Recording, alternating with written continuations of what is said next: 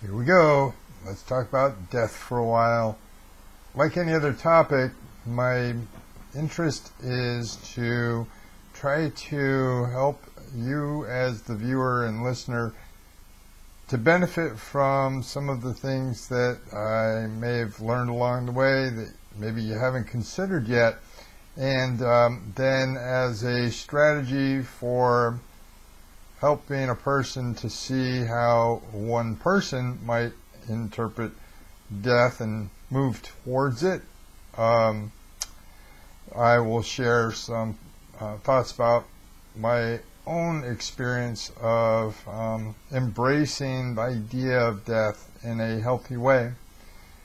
And so the starting point for this, as I see it, is that a lot of people fear death, if nothing else. There's a fear of naturally the unknown.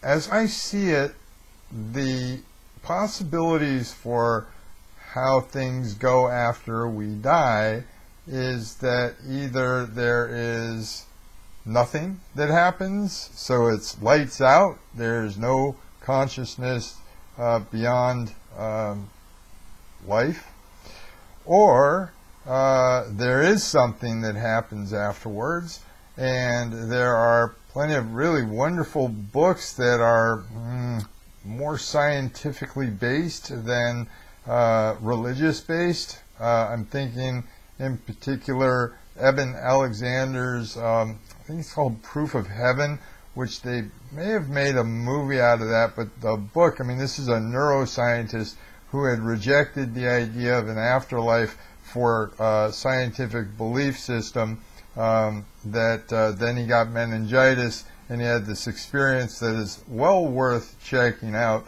There's Journey of Souls. This guy was an atheist agnostic and a hypnotherapist who learned to take people back beyond their current lifetimes and then started to explore what happens in between lifetimes. Very fascinating read.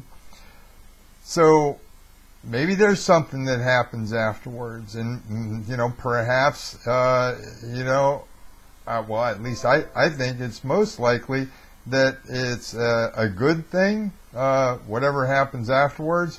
Now there is the whole matter of hell and how a person might deal with that problem, but maybe we can explore that further down the line. The next possibility, as I see it, is the matter of reincarnation. So that differs from the last, of course, where it's assumed by some spiritual traditions that we go to a place and we stay at that place, as in heaven, and that's the rest of eternity. Whereas in the Buddhist belief system, we are reincarnated over and over and over as we are trying to work out maybe comic, but certainly karmic debts, or finding a way to no longer need this body, as in having hit nirvana or becoming enlightened. Some people choose to stay here and work with others even though they don't need a body. Those are bodhisattvas. And so it still lends itself to the notion that it's all good. I mean, if it's lights out, who cares? It's lights out. You won't know. So that's got to be good. Relative to bad. Then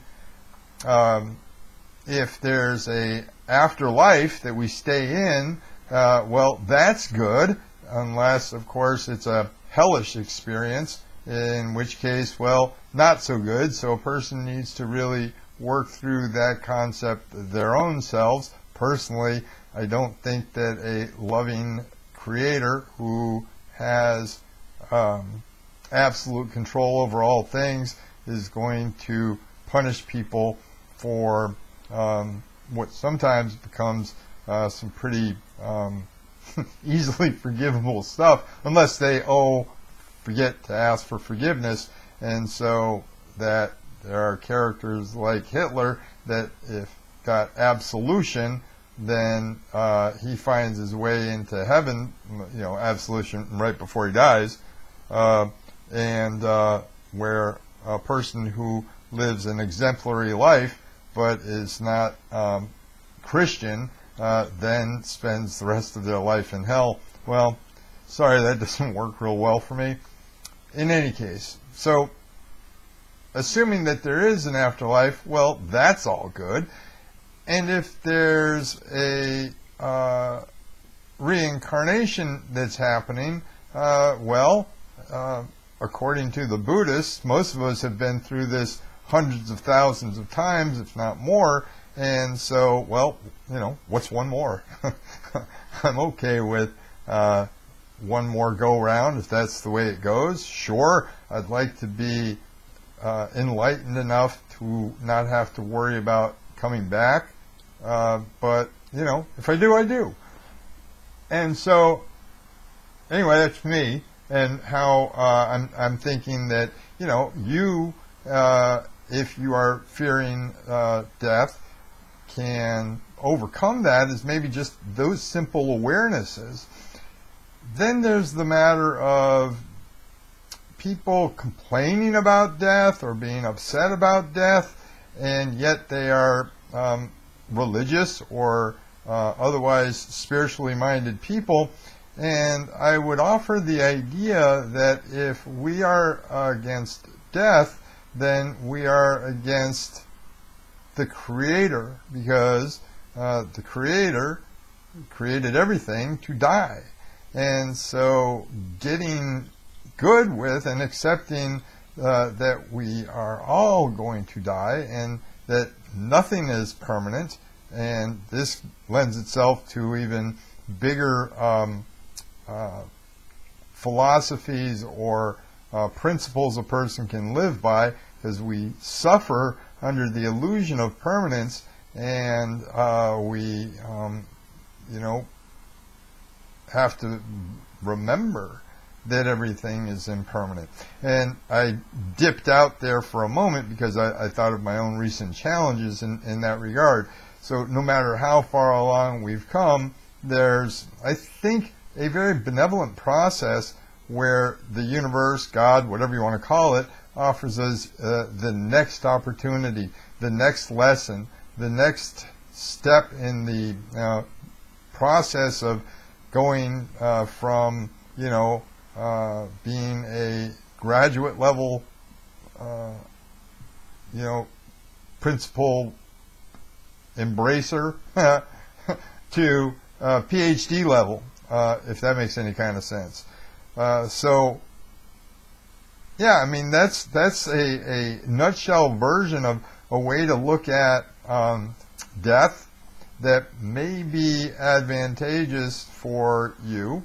And then now I will elaborate some on my own experience with life and death that may contribute to the listener or the viewer in a way that, is kind of role modeling. That's the word. Anyway, okay, I better stop now. Starting to lose my thought. Bye.